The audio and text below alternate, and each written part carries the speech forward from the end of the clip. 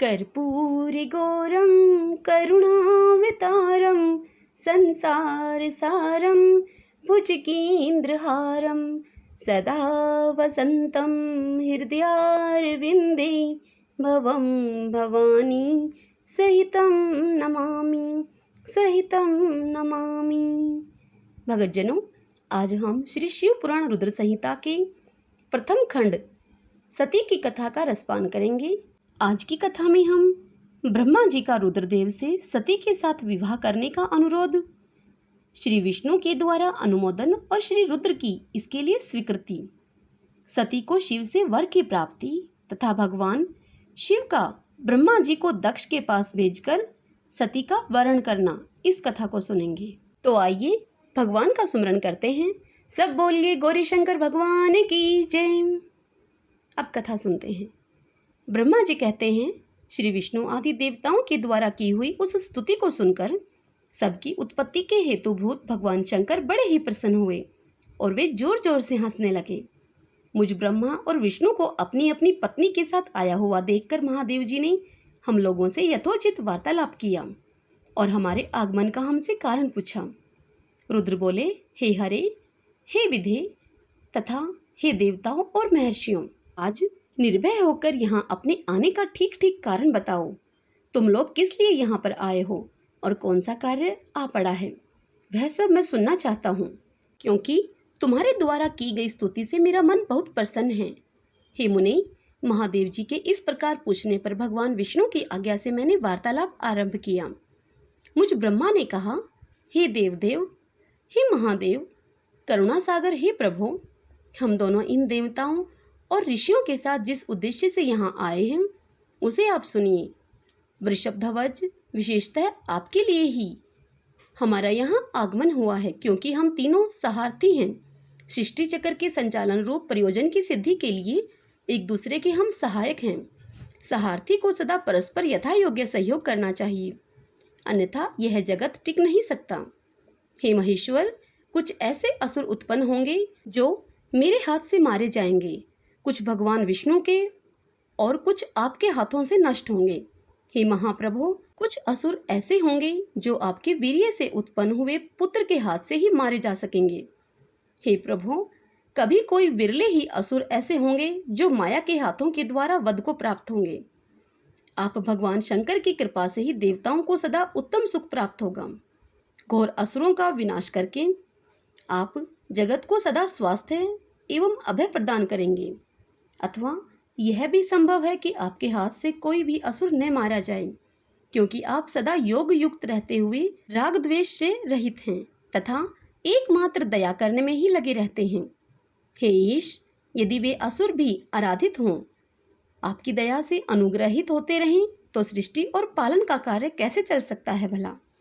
अतः हे वृषभध्वज, आपको प्रतिदिन सृष्टि आदि के उपयुक्त कार्य करने के लिए उद्यत रहना चाहिए।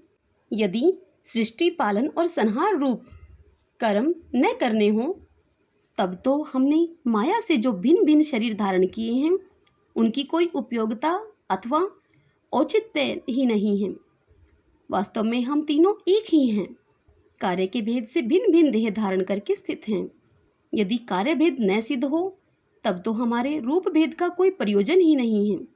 हे देव, एक ही परमात्मा महेश्वर तीन स्वरूपों में अभिव्यक्त हुए हैं। इस रूप भेद में उनकी अपनी माया ही कारण है। वास्तव में प्रभु स्वतंत्र हैं, वे लीला के उद्देश्य से ही ये सृष्टि आदि कार्य करते हैं। भगवान श्री हरि उनके बाएं अंग से प्रकट हुए हैं, मैं ब्रह्मा उनके दाएं अंग से प्रकट हुआ हूँ, और आप रुद्रदेव उन सदाशिव के हृदय से आविर्भूत हुए हैं। अतः आप ही शिव के पूर्ण रूप हैं। हे प्रभु, इस प्रकार अभिन्न रूप होते हुए भी हम तीनों तीन रूप में प्रकट हुए हैं। सनातन देव, हम तीनों उन्हीं भगवान सदाशिव और शिवा के पुत्र हैं। इस यथार्थ तत्व का आप हृदय से अनुभव कीजिए। हे प्रभु, मैं और श्री विष्णु आपके आदेश से प्रसन्नता पूर्वक लोक की सृष्टि और पालन के कार्य कर रहे हैं तथा कार्य कारणवश सपत्नीक भी हो गए हैं। अतः आप भी विश्व हित के लिए तथा देवताओं को सुख पहुंचाने के लिए एक परम सुंदरी रमणी को अपनी पत्नी बनाने के लिए ग्रहण करें। हे महेश्वर, एक बात और है, उसे सुनिए। मुझे पहले के वृतांत का स्मरण हो आया है। पूर्व काल में आपने ही शिव रूप से जो बात हमारे सामने कही थी, वही बात मैं इस समय सुना रहा हूँ। आपने कहा था, ब्रह्मांड, मेरा ऐसा ही उत्तम रूप तुम्हारे अंग विशेष ललाट से प्रकट होगा, जिसकी लोक में रुद्र नाम से प्रसिद्धि होगी। तुम ब्रह्मा सृष्टिकर्ता हो गए, श्री हरि जगत का पालन करने वाले हुए, और मैं सगुण रुद्र रूप होकर संहार करने वाला होऊंगा। एक स्त्री के साथ विवाह करके लोक के उत्तम कार्य की सिद्धि करूंगा। अपनी कही हुई इस बात को याद करके आप अपनी ही पूर्व प्रतिज्ञा को पूर्ण कीजिए। हे स्वामी, आपका यह आदेश है कि मैं सृष्टि करूं, श्री हरि पालन करें और आप स्वयं संहार के हेतु बनकर प्रकट हों। सो आप साक्षात शिव ही संहारकर्ता के रूप में प्रकट हुए हैं। आपके बिना हम दोनों अपना अपना कार्य करने में समर्थ नहीं हैं। अतः आप एक ऐसी कामिनी को स्वीकार करें जो लोकहित के कार्य में तत्पर रहे। हे शंभो, जैसे लक्ष्मी भगवान विष्णु की और सावित्री मेरी सहधर्मणी हैं, उसी प्रकार आप इस समय अपनी जीवन सहचरी प्राण वल्लभा को ग्रहण करें।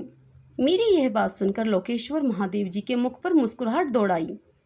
वे श्रीहरि के सामने मुझसे इस प्रकार बोले। महादेव ने कहा, हे ब्रह्मांड, हे हरे, तुम दोनों मुझे सदा ही अत्यंत प्रिय हो। तुम दोनों को देखकर मुझे बड़ा आनंद मिलता है। तुम लोग समस्त देवताओं में श्रेष्ठ और त्रिलोकी के स्वामी हो। लोकहित के कार्य में मन लगाए रहने वाले तुम दोनों का वचन मेरी दृष्टि से अत्यंत गौरवपूर्ण है, किंतु सुरश्रेष्ठ गण, मेरे लिए विवाह करना उचित नहीं होगा, क्योंकि मैं तपस्या में संलग्न रहकर सदा संसार से विरक्त ही रहता हूँ और योगी के रूप में मेरी प्रसिद्धि है, जो निर्वर्ती के सुंदर मार्ग पर स्थित है। अपने आत्मा में ही रमण करता आनंद मानता हूँ। निरंजन माया से निर्लिप्त हूँ, जिसका शरीर अवभूत दिगंबर है, जो ज्ञानी आत्मदर्शी और कामना से शून्य है, जिसके मन में कोई विकार नहीं है, जो भोगों से दूर रहता है तथा जो सदा अपवित्र अमंगल वेशधारी है। उसे संसार में कामनी से क्या प्रयोजन है भला? यह इस समय मुझे बताओ तो सही तुम। मुझे तो सदा केवल योग में ही लगे रहने पर ही आनंद आता है। ज्ञानहीन पुरुष ही योग को छोड़कर भोग को अधिक महत्व देता है। संसार में विवाह करना पराय बंधन में बंधना है। इसे बहुत बड़ा बंधन समझना चाहिए। इसलिए मैं सत्य सत्य कहता हूँ, विवाह के लिए मेरे मन में थोड़ी सी भी अभिरुचि नहीं है। आत्मा ही अपना उत्तम अर्थ और स्वार्थ है। उसका भली भांति चिंतन करने के कारण मेरी लौकिक स्वार्थ में प्रवृत्ति नहीं होती। तथापि जगत के हित के लिए तुमने जो कुछ कहा है उसे मैं करूँगा। तुम्हारे वचन को गरिष्ठ मानकर अथवा अपनी कही हुई बात को पूर्ण करने के लिए मैं अवश्य विवाह करूँगा, क्योंकि मैं सदा भक्तों के वश में रहता हूँ। परंतु मैं जैसी नारी को प्रिय पत्नी के रूप में ग्रहण करूँगा और जैसी शर्त के साथ करूँगा, उसे सुनो तुम। हे हरे, हे ब्रह्मांड, मैं जो कुछ कहता हूँ वह सर्वथा उचित ही है। जो नारी मेरे तेज को विभाग पूर्वक ग्रहण कर सके, जो योगिनी तथा इच्छा अनुसार रूप धारण करने वाली हो, उसी को तुम पत्नी बनाने के लिए मुझे बताओ।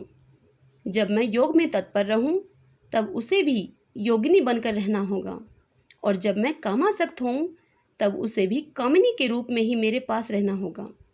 वेद वेता विद्वान जिन्हें अविनाशी बतलाते हैं, उन ज्योति स्वरूप सनातन शिव को मैं सदा चिंतन करता हूँ और करता रहूँगा।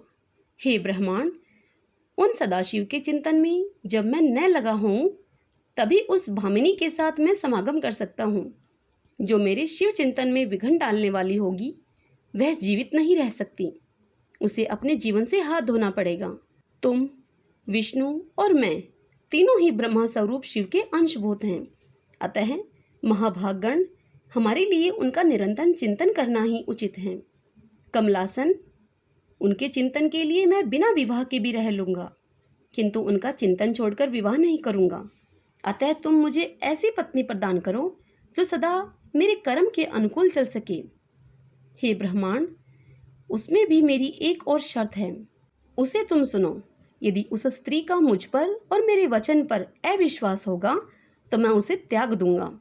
उनकी यह बात सुनकर मैंने और श्रीहरि ने मंद मुस्कान के साथ मन ही मन प्रसन्नता का अनुभव किया, और फिर मैं विनम्र होकर बोला, हे नाथ, हे महेश्वर, हे प्रभो, आपने जैसे नारी की खोज आरंभ की है, वैसे ही स्त्री के विषय में मैं आपको प्रसन्नता पूर्वक कह रहा हूँ। साक्षात सदाशिव की धर्मपत्नी जो उमा हैं, वे ही जगत का कार्य सिद्ध करने के लिए भिन्न भिन्न रूप में प्रकट हुई हैं। हे प्रभु, सरस्वती और लक्ष्मी ये दो रूप धारण करके वे पहले ही यहाँ आ चुकी हैं। इनमें लक्ष्मी तो भगवान विष्णु की प्राण वल्लभा हो गई और सरस्वती मेरी। अब हमारे लिए वे तीसरा रूप धारण करके प्रकट हुई हैं। प्रभु, लोकहित का कार्य करने की इच्छा वाली देवी शिवा दक्ष पुत्री के रूप में अवतीर्ण हुई हैं। उनका नाम सती है।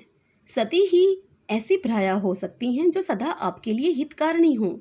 हे देवेश, महातेजस्विनी सती आपके लिए आपको पति रूप में प्राप्त करने के लिए दृढ़तापूर्वक कठोर व्रत का पालन करती हुई तपस्या कर रही हैं। महेश्वर, आप उन्हें वर देने के लिए जाइए, उन पर कृपा कीजिए और बड़ी प्रसन्नता के साथ उन्हें तपस्या के अनुरूप वर देकर उनके साथ विवाह कीजिए।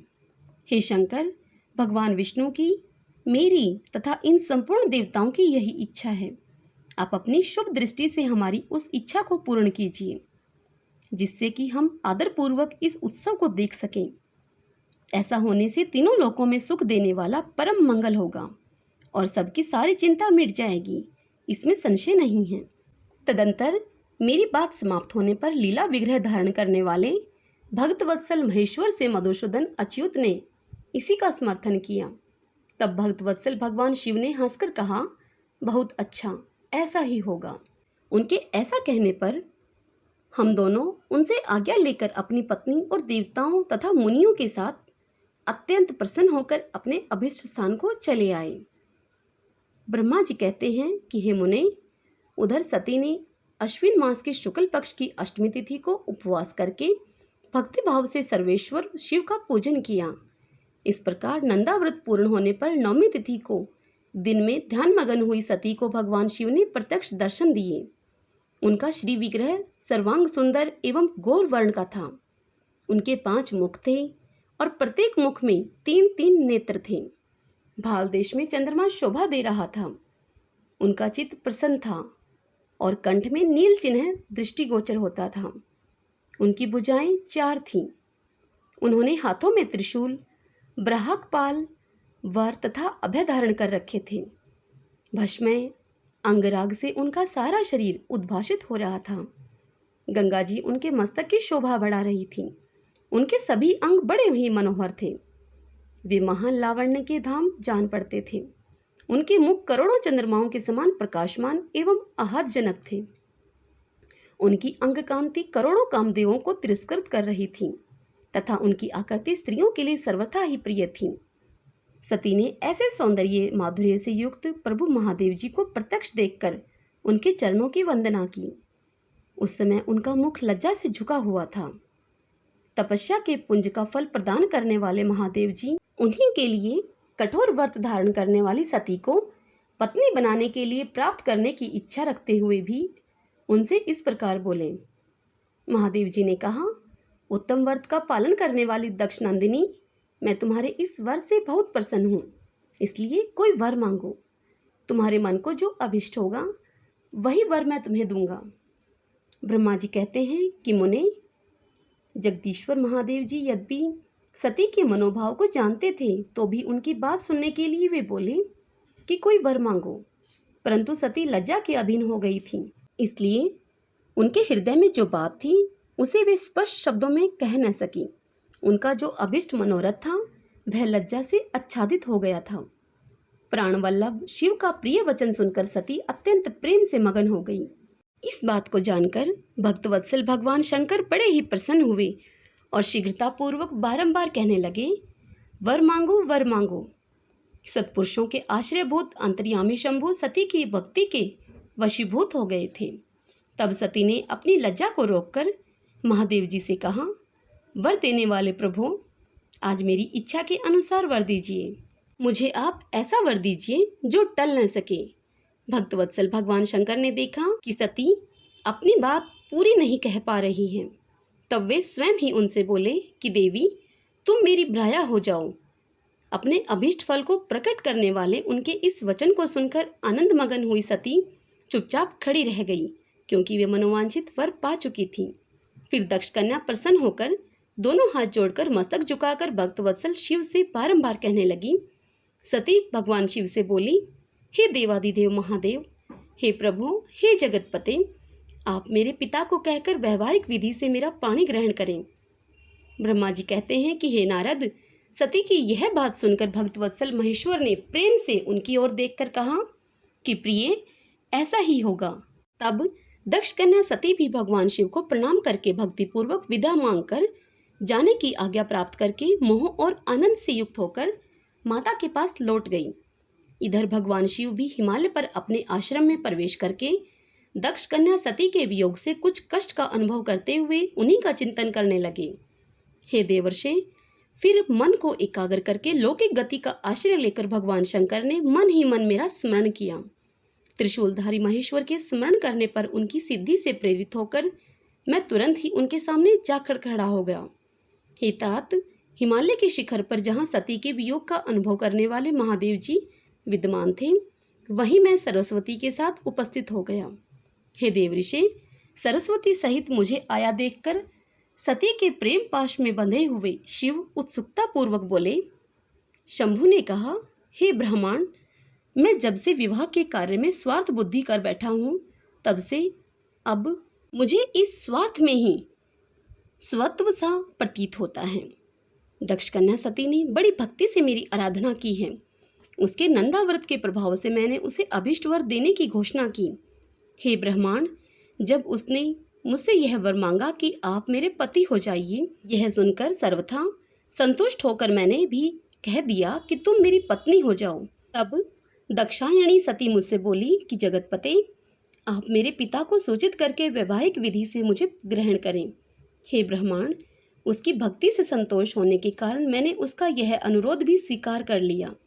हे विधाता, तब सती अपनी माता के घर चली गई और मैं यहाँ चला आया। इसलिए अब तुम मेरी आज्ञा से दक्ष के घर जाओ और ऐसा यत्न करो कि जिससे प्रजापति दक्ष शीघ्र ही मुझे अपनी कन्या का दान कर दे। उनके इस प्रकार आज्ञा देने पर मैं कृतकृत्य हो प्रसन्न हो गया और उन भक्तवत्सल विश्वनाथ से इस प्रकार मैं बोला। मुझ ब्रह्मा ने कहा उनसे कि भगवान, हे शंभो, आपने जो कुछ कहा है उस पर भली भांति विचार करके हम लोगों ने पहले ही उसे सुनिश्चित कर दिया है। हे वृषभध्वज, इसमें मुख्यतः देवताओं का और मेरा भी स्वार्थ है। दक्ष स्वयं ही आपको अपनी पुत्री प्रदान करेंगे, किंतु आपकी आज्ञा से मैं भी उनके सामने आपका संदेश कह दूंगा। सर्वेश्वर महाप्रभु महादेव जी, ऐसा कहकर मैं अत्यंत वेगशाली रथ के द्वारा दक्ष के घर जा पहुंचा। नारद जी ने पूछा कि वक्ताओं में श्रेष्ठ महाभाग विधाता है, बताइए, जब सती घर पर लौटकर आई तब दक्ष ने उनके लिए क्या किया। तब ब्रह्मा जी ने कहा कि तपस्या करके मनोवांछित वर पाकर सती जब घर को लौटकर आई तब वहां उन्होंने अपनी माता पिता को प्रणाम किया। सती ने अपनी सखी के द्वारा माता पिता को तपस्या संबंधी सब समाचार कहलवाया। सखी ने यह भी सूचित किया कि सती को महेश्वर से वर की प्राप्ति हुई है। वे सती की भक्ति से बहुत संतुष्ट हुए हैं। सखी के मुख से सारा वृत्तांत सुनकर माता पिता को बड़ा ही आनंद प्राप्त हुआ और उन्होंने महान उत्सव किया। उद्दार चेता दक्ष और महामनस्विनी वीरणी ने ब्राह्मणों को उनकी इच्छा के अनुसार द्रव्य दिया तथा अन्यान्य अंधों और दीनों को भी धन बांटा। प्रसन्नता बढ़ाने वाली अपनी पुत्री को हृदय से लगाकर माता वरिणी ने उसका मस्तक सूंघा और आनंद मगन होकर उसकी बारंबार प्रशंसा की। तदंतर कुछ काल व्यतीत होने पर धर्मज्ञों में श्रेष्ठ दक्ष इस चिंता में पड़े कि मैं अपनी इस पुत्री का विवाह भगवान शंकर के साथ किस तरह करूं। महादेव जी प्रसन्न होकर आए थे, पर वे तो चले गए। अब मेरी पुत्री के लिए वे फिर कैसे यहाँ आएंगे। यदि किसी को शीघ्र ही भगवान शिव के निकट भेजा जाए तो यह भी उचित नहीं जान पड़ता, क्योंकि यदि वे इस तरह अनुरोध करने पर भी मेरी पुत्री को ग्रहण न करें तो मेरी याचना निष्फल हो जाएगी। इस प्रकार की चिंताओं में पड़े हुए प्रजापति दक्ष के सामने मैं सरस्वती के साथ सहसा उपस्थित हुआ। मुझ पिता को आया हुआ देखकर दक्ष प्रणाम करके विनीत भाव से खड़े हो गए। उन्होंने मुझ स्वयं भू को यथायोग्य आसन दिया। तदंतर दक्ष ने जब मेरे आने का कारण पूछा तब मैंने सब बातें बतलाकर उनसे कहा कि प्रजापति, भगवान शंकर ने तुम्हारी पुत्री को प्राप्त करने के लिए निश्चय ही मुझे तुम्हारे पास भेजा है। इस विषय में जो श्रेष्ठ कृत्य हो उसका निश्चय करो। जैसे सती ने नाना प्रकार के भावों से तथा सात्विक व्रत के द्वारा भगवान शिव की आराधना की है, उसी तरह वे भी सती की आराधना करते हैं। इसलिए दक्ष, भगवान शिव के लिए ही संकल्पित एवं प्रकट हुई अपनी इस पुत्री को तुम अविलंब उनकी सेवा में सौंप दो। इससे तुम कृतकृत्य हो जाओगे। मैं नारद के साथ जाकर उन्हें तुम्हारे घर ले आऊंगा। फिर तुम उन्हीं के लिए उत्पन्न हुई अपनी यह पुत्री उनके हाथ में दे दो। ब्रह्मा जी कहते हैं कि नारद, मेरी यह बात सुनकर मेरे पुत्र दक्ष को बड़ा ही हर्ष हुआ। वे अत्यंत प्रसन्न होकर बोले कि पिताजी, ऐसा ही होगा। मुने, तब मैं अत्यंत हर्षित होकर वहां से उस स्थान को लौटा जहां लोक कल्याण में तत्पर रहने वाले भगवान शिव बड़ी उत्सुकता से मेरी प्रतीक्षा कर रहे थे। नारद, मेरे लौट आने पर स्त्री और पुत्री सहित प्रजापति दक्ष भी पूर्ण काम हो गए। वे इतने संतुष्ट हुए मानो अमृत पीकर अघा गए हों। हरि ओम तत्सत। भगतजनों, इसी के साथ यह कथा यहीं संपूर्ण होती है। अब आप इससे आगे की कथा अगले अध्याय में सुनेंगे। अगले अध्याय की कथा में हम ब्रह्मा जी से दक्ष की अनुमति पाकर देवताओं और मुनियों सहित भगवान शिव का दक्ष के घर जाना और दक्ष के द्वारा सबका सत्कार तथा सती और शिव का विवाह करना तथा सती और शिव के द्वारा अग्नि की परिक्रमा, श्री हरि के द्वारा शिव तत्व का वर्णन, शिव का ब्रह्मा जी को दिए हुए वर के अनुसार वेदी पर सदा के लिए अवस्थान तथा शिव और सती का विदा होकर कैलाश पर जाना, इस कथा का रसपान करेंगे। सब बोलिए गौरी शंकर भगवान की जय। कथा यदि आपको पसंद आई हो तो वीडियो को लाइक करें, खूब शेयर करें, खूब पुण्य कमाएं। जय श्री कृष्णा, राधे राधे।